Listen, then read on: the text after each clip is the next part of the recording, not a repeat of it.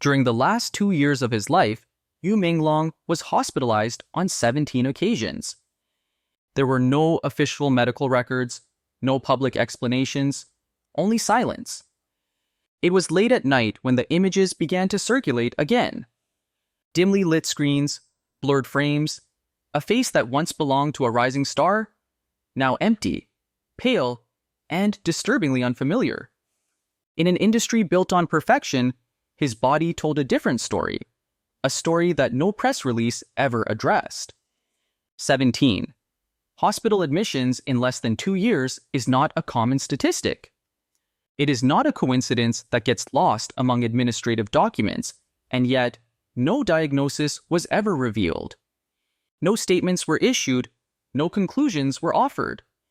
Instead, what remained were fragments, photographs taken from strange angles, short video clips without any context, a smile that seemed rehearsed, eyes that seemed to be searching for something just beyond the camera. To the public, Menglong was still present.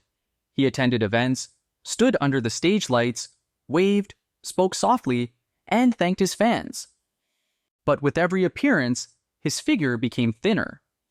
His movements slowed, his expressions hardened, as if maintaining a pose required an effort he could no longer afford. No one said it out loud, but many felt it. Something was not right. At first, the signs were subtle, easy to dismiss. A joke taken too seriously, a misunderstood comment, a post ignored as youthful exaggeration. Years earlier, a photograph had appeared on the internet. Blood at the corner of his mouth, his head slightly turned to the side. The caption was brief, almost careless. "I was beaten a few days ago. Someone come avenge me." At that time, it was taken lightly. Fans assumed it was humor, or attention-seeking, or acting. Now, viewed through the prism of what happened later, those words feel different. When examining the timeline, a pattern begins to form. Not a straight line, not clear proof, but a rhythm. Repeated hospital visits, gradual physical deterioration, a growing distance between what was shown and what was felt. Behind the scenes, he was often seen sitting alone, in silence, staring into the void while others moved around him. No arguments, no scenes, just absence. Then there were the moments that unsettled even those closest to him. A final live stream, a soft smile, a quiet laugh meant to reassure, and a sentence spoken so softly that most viewers did not register its weight at all. "I think I was deceived. Come save me. I am very scared." The comment section filled with hearts and laughter. The moment passed. The live stream ended. Life went on. But when that footage is played in slow motion, frame by frame, the smile no longer looks playful. It looks practiced, as if trying to hide something trembling beneath the surface. As if those words were not a joke, but a message slipped between breaths, with the hope that someone would finally hear it. Tonight, we do not ask who is guilty. We do not claim what cannot be proven. We start with a simpler question, one that refuses to go away. If this was just an accident, why did everyone who spoke about it afterwards have accidents of their own? The early signs were never hidden. They were simply dismissed. Long before the final hospital admissions, before the silent deterioration became visible to everyone, the record already existed in plain sight. Not in medical files, not in official statements, but in scattered little moments that seemed insignificant when observed in isolation. A caption here, a photograph there. Words that sounded playful until time stripped them of their innocence. Years ago, Menglong had posted an image that most people passed over without stopping. His face was slightly turned, looking away from the camera. There was blood at the corner of his mouth. The lighting was poor, the angle awkward. Nothing looked staged, but neither was it alarming enough to generate concern. The text was brief, casual, almost careless. He wrote that he had been beaten and asked for someone to take revenge for him. At that moment, the reaction was predictable. Laughter, emojis, comments praising his acting skills. Many assumed it was a joke. Others believed he was referencing a role. In an industry where pain is often simulated and violence is choreographed, reality and performance are easily confused. No one asked who had beaten him. No one asked why there was blood. Less than 2 weeks later, another post appeared. This time, he was on a film set. The sun was intense. His face looked flushed, his fists clenched tightly at his sides. The message was harsher. He wrote that a group of people had harassed him and that he was angry. He gave no further explanations, mentioned no names. Once again, the comments interpreted it as stress, bad mood, or method acting. But there was something in his eyes that did not belong to any script. As the months passed, those moments began to accumulate, not dramatically, not loudly. They gathered in silence, like dust settling in a room no one uses. His body became thinner. His shoulders seemed to shrink inward. His voice became lower. His smile hardened, sustained more by habit than emotion. During public appearances, he spoke less and less. When others laughed, he reacted a second late. When the cameras turned away, he often remained silent. Behind the scenes, colleagues noticed changes they could not explain. He would sit alone for long periods, staring into the void. He didn't check his phone, didn't speak, simply observed something that no one else seemed to see. When someone addressed him, he responded politely, briefly, and then withdrew again. No arguments were recorded, no scandals emerged, only a growing sense of distance. Then there were the details that unsettled people over time.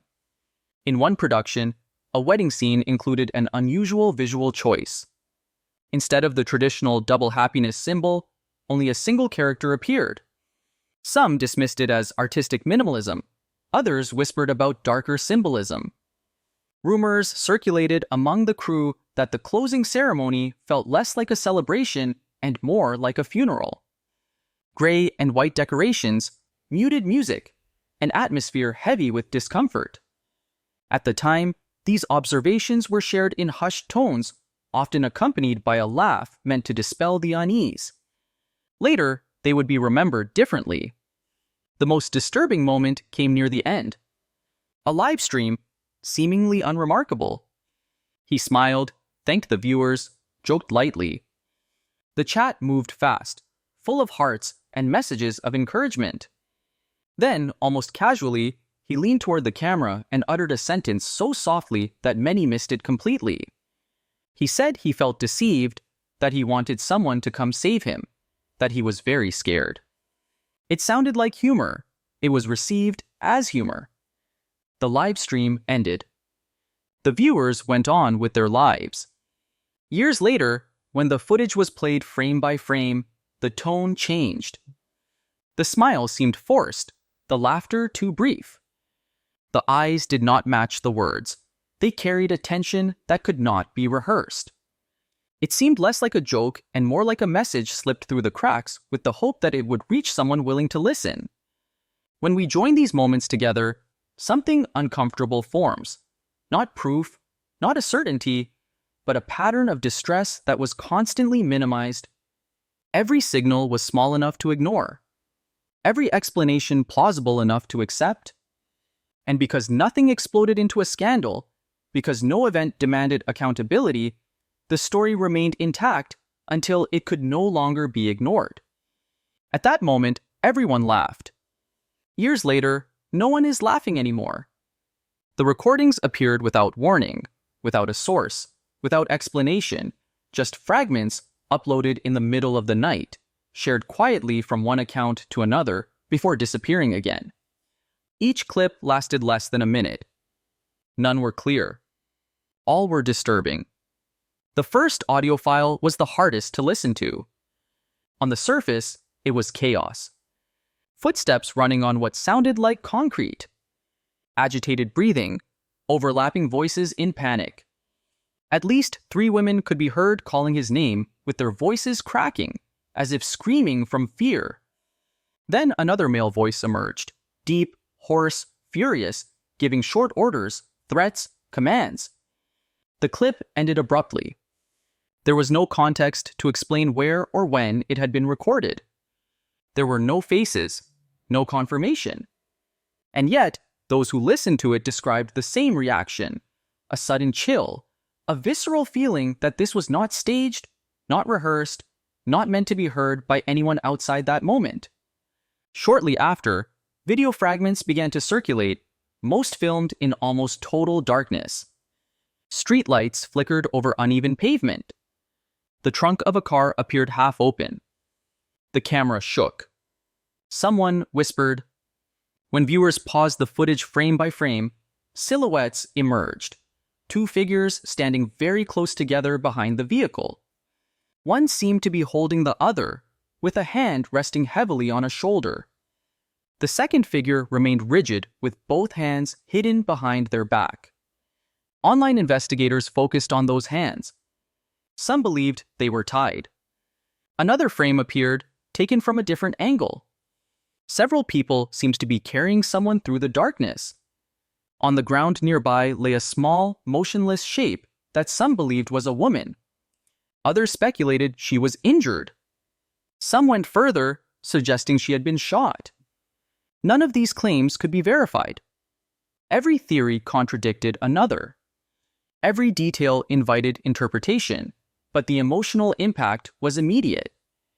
As the fragments spread, people began linking them to rumors that had been circulating for a long time. Stories that were never confirmed, but never fully disappeared either.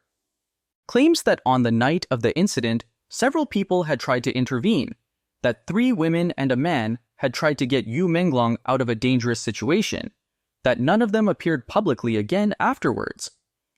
There were no police reports to back this up. There were no official statements denying it, only silence. When skeptics pointed out the lack of verification, supporters responded with another question. If the recordings were fake, why did they disappear so quickly? Why were accounts blocked? Why were videos deleted minutes after being uploaded? Why did those who shared them stop posting altogether? As more clips were analyzed, new details emerged under public scrutiny. Fans noticed that in many of his final appearances, he wore shoes several sizes too big. Some interpreted it as a fashion choice. Others suggested they made running difficult. Earpieces were almost always present. They did not seem connected to visible devices. Some claimed they were not for listening to music, but for receiving instructions. He wore a mask, even when others did not. Some believed it hid bruises, others thought it hid fear. None of this could be proven. However, when viewers rewatched dozens of videos and examined hundreds of photographs, the same conclusion emerged again and again. The details had always been there, not hidden, simply ignored. Each one on its own seemed harmless. Together, they formed something disturbing. The portrait of a man who did not seem free. The audio recordings continued to haunt those who heard them. The screams ceased to be simple sounds. They became memories shared by thousands of strangers who had never met him. A collective feeling that someone had tried to intervene, that something had gone terribly wrong, and that everything that followed was deliberately buried. As these theories spread, fear followed closely. Not fear of the unknown, but fear of being seen. People began deleting their own posts. Screenshots were shared privately. Conversations moved to encrypted groups. Every time someone tried to return the clips to the public space, they disappeared again as if an invisible hand were erasing them. No authority stepped forward to clarify what happened. No investigation was announced. No denial was issued. The absence itself became part of the story. If those recordings were nothing more than a fabrication, they would have faded away on their own. Instead, they inspired silence. And silence, in cases like this, usually speaks louder than any accusation. If those recordings were fake, why did they terrify so many people into silence? When most chose to stay quiet, one woman did not. She was not a fan. She was not part of any film crew. She did not speak from grief or admiration. Her name was Keely, and she understood the system better than most. She had spent years inside the media industry watching how narratives were built, buried, or completely erased. And when she decided to speak, she did so knowing exactly what it could cost her. On November 4th, she published a brief message on social media. It wasn't emotional, it wasn't dramatic, just a sentence that weighed more than everything written before. You really won unfairly. And attached were screenshots of private messages sent by a woman surnamed Lin, an employee of Tanumiya, one of the most powerful entertainment conglomerates in the country. The messages did not discuss facts, did not deny accusations. They applied pressure, mentioned her parents, her friends, her son. The demand was simple: delete all posts related to Menglong. Restore relations with Tanumiya. Stop talking. Kili refused. Her response was brief and deliberate. She told them to find someone else to persuade. At that moment, the conversation ended and something else began. The tone of the messages changed immediately. The negotiation disappeared. What followed were warnings stripped of any pretext. If she continued, they would not be responsible for what happened next. The implication was clear. Silence was no longer a request, it was an expectation. 3 days later, the threats left the digital realm. On the morning of October 20th, as she was leaving her house, a car sped towards her without warning. It missed by mere inches, enough to be unmistakable, enough to send a message. That same night, a convoy transporting her team was rammed on the highway. A truck crashed head-on into their vehicle. Metal twisted. Tires exploded. The impact caused the car to spin before finally stopping in a cloud of smoke. The injuries were severe. The driver suffered a broken leg. An assistant suffered a traumatic brain injury. The photographer in the passenger seat was gravely injured and came close to dying. Another vehicle in the convoy was also hit, leaving an assistant with a fractured leg. The police classified it as a traffic accident. No further investigation was announced. Those involved did not believe it was random. The next morning, another message arrived. It referenced the crash. It called it a warning. It reminded her that she was still alive only because her luck had not yet run out. It ended with a sentence that required no interpretation. If you continue speaking, you should prepare a coffin for your family. From that day on, the harassment became constant. Her phone rang in the early morning. Some calls were silent, others played funeral music. Some contained nothing more than breathing. Later, online users traced several of the numbers to people associated with Tanumiya. Names surfaced repeatedly. Accounts disappeared just as quickly. On October 21st, her social media account was blocked for alleged violations of community standards. Every post disappeared within minutes. Years of content were erased. The digital record of her accusations was eliminated. Still, she did not stop. On October 27th, she posted again. Yesterday it was my right hand. Today it is my left wrist. She attached photographs, her right hand immobilized with a splint, her left arm wrapped tightly in white bandages. 2 days later, she wrote another message. Her address was being sold on the internet. That morning, she had received a package with no sender. The photograph she shared showed the box on a table. Viewers zoomed in on a corner of the image. A faint, dry red stain could be distinguished without explanation. Then came November 4th. Her last post was another screenshot, a message from Lin. The words were simple, direct. Don't worry, I will kill you. You don't need to sign anything. Just prepare a coffin for your family. Moments after that post appeared, her account disappeared completely. No explanation was offered. There was no subsequent recovery. Since that night, no one has confirmed where Kili is. Some claim she fled the country. Others believe she is under house arrest. None of these versions have been verified. What remains are copies of her deleted posts, preserved quietly by strangers who refused to let them disappear. They shared them through private groups, encrypted chats, and screenshots passed from hand to hand. A fragile archive built in defiance of disappearance.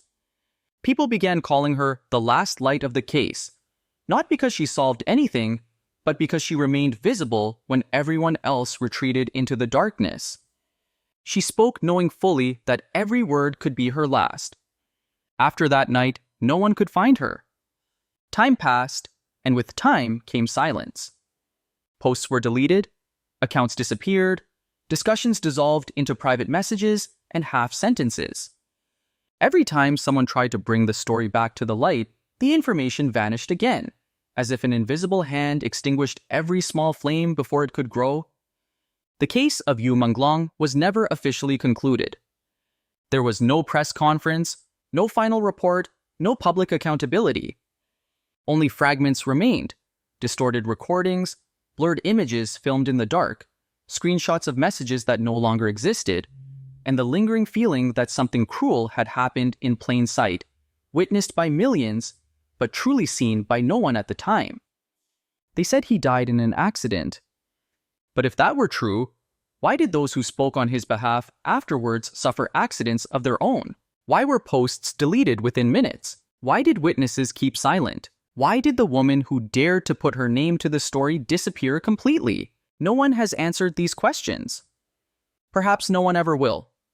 In this world, the truth does not always live in official statements or legal conclusions. Sometimes it survives elsewhere, in fear. Fear of being seen, fear of being recorded, fear of being erased. On the internet, people continue to gather what remains. Old photographs resurface, obscure videos reappear. Timelines are reconstructed in silence, detail by detail, as if trying to awaken something buried under layers of noise and denial. Each attempt is fragile, each effort temporary, but together they form resistance. Under commemorative posts, a phrase appears again and again. Copied, reposted, preserved in screenshots, he deserved better. It is not an accusation. It is not a verdict. It is a refusal to forget. Because what terrifies people most now is not the idea of death itself, but what comes after. The silence. A silence that feels deliberate. A silence that seems bought. A silence maintained by the fear of those still alive. The case remains unsolved, not because there was nothing to examine, but because too much was buried too quickly. And yet, as long as people continue to pronounce his name, as long as those fragments are shared in silent disobedience, the truth will not have disappeared completely. Some people leave this world, but their echoes remain in every saved image, in every copied phrase, in every whispered sentence written behind a screen. And if anything has survived all of this, it is not certainty. It is belief, the belief that justice does not always arrive on time, that sometimes it must traverse darkness for more than a lifetime, that some deaths do not end with death. The most terrifying thing is not dying, but being erased.